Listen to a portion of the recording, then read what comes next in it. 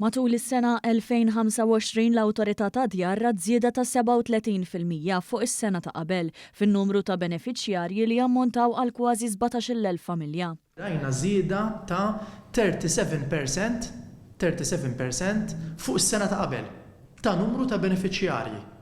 Ġifieri b'mod sħiħ, b'mod komprensiv, rajna kważi 17,000 familja li ħadu għajnuna f'sena waħda biss. Din is-sena rat ukoll rekord ta' allokazzjonijiet soċjali li ammontaw għal 900. Mawan News il-kap eżekuttiv tal-Awtorità ta' Djar Matthew Zerafa semma wkoll kif l-awtorità qed tiskatta bi proċess ta' diġitalizzazzjoni fejn qed jiġu simplifikati l-proċessi sabiex tiżdied l-effiċjenza u aktar nies jieħdu l-għajnuna f'inqas ħin.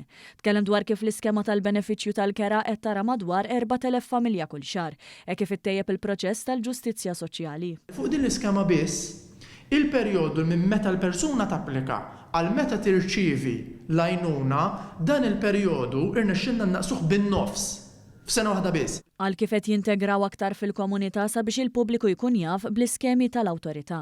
Dan anke permezz ta' numru ta' pubblikazzjonijiet u l-website firsthome.mt li jiġbru l-għajnuniet kollha li first time buyer u eligibbli għalihom.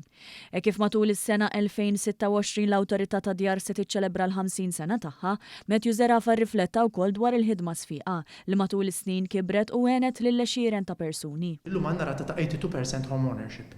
Dan ma jiġix b'kombinazzjoni, dan jiġi għax taħdem għalih kull jum u bl-isfidi dak kull suq miegħu.